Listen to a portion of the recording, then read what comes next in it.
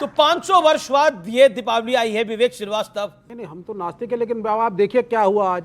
इन्होंने कहा बोलो राम राम, आवाज कम आई, फिर बोला थोड़ा और जोर से बोलो, फिर आवाज कम आई, फिर तीसरी बार बोला और जोर से बोलो। तो अब दम लगाना पड़ रहा है, क्योंकि लोग काफी हद तक धर्म की राजनीति को समझ चुके हैं। और दुर्भाग्य से इन्होंने बोला ही नहीं। नहीं, आप सुनिए, मैं तो ये ईद नहीं मनाते, दिवाली का नहीं पता, ईद मनाना छोड़ चुके हैं। ठीक है, अब उनको भी बोलने दे। देखिए, ऐसा है कि भारत के हर पर्व को मैं मनाता हूं, पर जिनकी कनेक्शन ही चाइना से हो और भारत को ना मानते हो, तो वो चाइनीज के न्यू ईयर को मनाते हैं पर दीपावली नहीं मना पाते। और क्योंकि उन्होंने भाई ने अपेक्षा की कि मैं बुलाऊं, मैं आपको कहता हूं रोम रोम छोड़ो और राम जी को अपना लो। और आप आओ।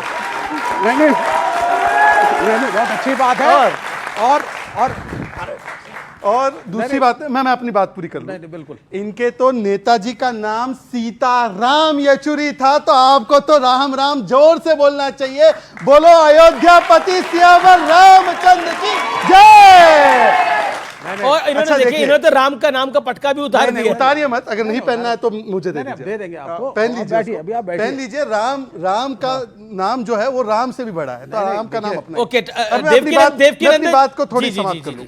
देखिए, उस समय पर स्वामी जी जानते हैं, सत्यनारायण मौर्य जी, बाबा सत्यनारायण मौर्य जी ने एक संकल्प लिया था, जो सुधांशु जी बहुत सुंदर तरीके से बोलते हैं, राम लला हम आएंगे, मंदिर वही बनाएंगे। पर मैं आपसे, दोस्तों, मेरे यंग मित्रों, मैं आपसे एक दूसरा संकल्प लेना चाहता हूं, और वो संकल्प आप लेंगे मेरे साथ। एक संकल्प लीजिए, और वो संकल्प मैं दोहराना चाहता हूं। हिंदू तुमसे एक फरियाद, मत मानो इन जयचंदों की बात, बटने से पहले करो बांग्लादेश को याद, इनका मकसद है केवल वोट जिहाद, करके हजारों भीतर गात, हिंदू को बांटो कभी भाषा कभी जात, ये जमात है वोट जिहाद के साथ, एक होकर दे दो इन मीर जाफरों को लात, हिंदू तुमसे एक फरियाद, मत मानो इन जयचंदों की बात। ठीक है, बोलो जय श्री राम, जय जय श्री राम। अंसार रजा अक्सर टेलीविजन पर उतना नहीं आते जितना बाकी मेहमान आते हैं। मैं आपसे जानना चाहता हूं, ये जो बटेंगे और कटेंगे की लाइन है, और क्या आपको लगता है कि ये हिंदुत्व का अपग्रेड वर्जन है? आपकी राय क्या है? असल में अमीश जी, नारों का जो कॉन्सेप्ट है वो जैसे जैसे हालात बदलते जा रहे हैं, सियासत बदलती जा रही है, वैसे ही वैसे नारों का कॉन्सेप्ट बदलता जा रहा है। ये हमारा भारत वो प्यारा मुल्क है जिस मुल्क में जय जवान जय किसान के नारे लगते थे। आज क्या लग रहा है? भारत तेरे टुकड़े होंगे। और नारे अपग्रेड हुए। हमारे पीएम साहब ने इतना प्यारा नारा दिया, देश को चाहिए था उस नारे को गले लगा लेते, सबका साथ सबका विकास। क्या बुरा था इस नारे में?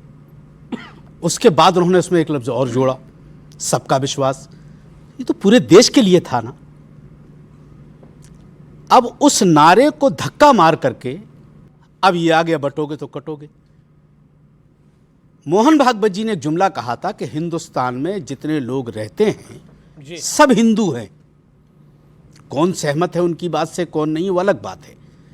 उन्होंने कहा सबका डीएनए एक है। तो फिर ये नारा लगवाया क्यों जा रहा है?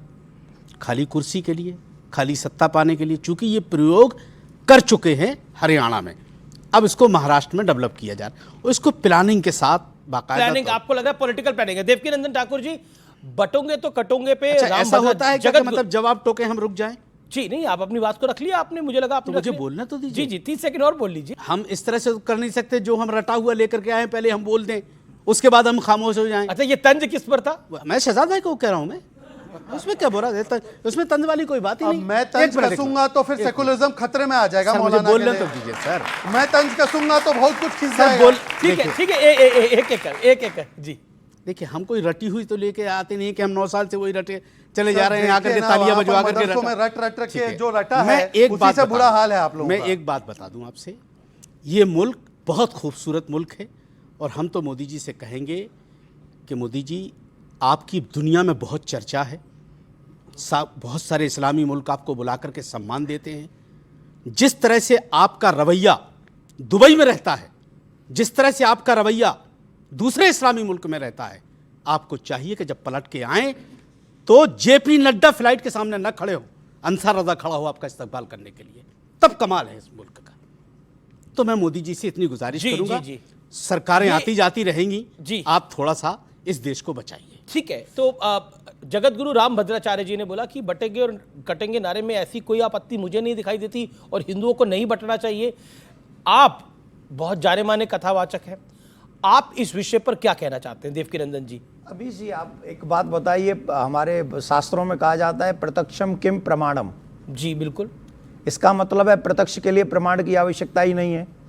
और ऐसा हो नहीं सकता कि एक कुत्ता भाग रहा था बिल्ली के पीछे और वो आंख बंद करके बैठ गई कि अब मैं कुत्ते को नहीं दिखूंगी, तो इससे बिल्ली का क्या होगा बताइए? तो बिल्ली का ही नाश होना है, ठीक है, क्योंकि तुम्हारे आंख बंद करने से कुत्ते को नहीं दिखना बंद नहीं होगा, तुम्हें ही दिखना बंद होगा। इसका मतलब ये हुआ कि आज अगर हम ये बात को कह रहे हैं कि बड़े बड़े लोग कह रहे हैं कि कटेंगे तो बटेंगे तो कटेंगे, बांग्लादेश में क्या हुआ, अफगानिस्तान में क्या हुआ, पाकिस्तान में क्या हुआ?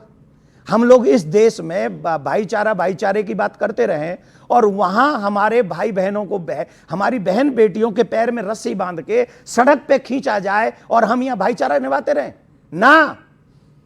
मैं इस पक्ष में नहीं हूं, मैं इस पक्ष में हूं अगर मेरा हिंदू और हिंदू के साथ अगर मुसलमान इस देश में सुरक्षित है तो मेरे हिंदू भाई बहन प्रत्येक मुस्लिम कंट्री में सुरक्षित वैसे ही होने चाहिए जैसे यहां मुसलमान सुरक्षित है। पर कई देशों में सुरक्षित है।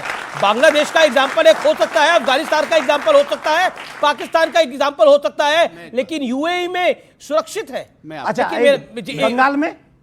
बंगाल में कुछ इलाकों में समस्या है। फिर क्यों है वो? वहां क्यों डेमोग्राफी में बदलाव आया है। क्या वहां मुसलमान नहीं है? ओके, अंसार रजा, शदाब चौहान भी कुछ कहना चाहते हैं, लेकिन अंसार भाई जो आप कुछ बोलिए पहले। बांग्लादेश में हुआ है वो बिल्कुल गलत हुआ है। बिल्कुल। हमारे हिंदू भाइयों को जो तकलीफ दी गई है बिल्कुल गलत दी गई, उनके साथ ये नहीं होना चाहिए था। वहां के लेकिन मुसलमानों- अंसार रजा एक दिक्कत मिनट, ये होती है ना, सुन कोई तो लीजिए। प्रदर्शन नहीं करता। मैं जो ना कहना विवेक श्रीवास्तव करते हैं, ना अंसार रजा करते हैं, ना ओवैसी करते हैं प्रदर्शन, मैं ना उस पर कांग्रेस करती है बोलते प्रदर्शन। तक नहीं है भैया, मैं जो आपसे बोलते कह- तक नहीं उस मैं पे। दूसरे की बात नहीं करता, मैं साहब अपनी बात करता हूं। मैं उनके साथ नाइंसाफी हुई है और वहां के मुसलमानों को चाहिए था कि उनकी रक्षा करते। अब आ जाइए आप, हुआ क्या है इसकी बुनियाद पे कोई चर्चा नहीं कर रहा है। अगर वहां के हिंदू भाइयों को तकलीफ हुई है, हमने क्यों शेख हसीना को पनाह दी? क्यों? उसको वहीं रहने दिया जाता ना। एक हिंदू भाई पे कोई उंगली नहीं उठा सकता था, ये किया हमने। पर शेख हसीना के रहते हुए दिक्कत नहीं थी, उसके बाद दिक्कत आई है। सर उसी के रहते हुए दिक्कत हुई है सर। सर दिक्कत तो वही है, कारण तो वही है ना। अरे आपको कारण कोई तो वही दिक्कत- है।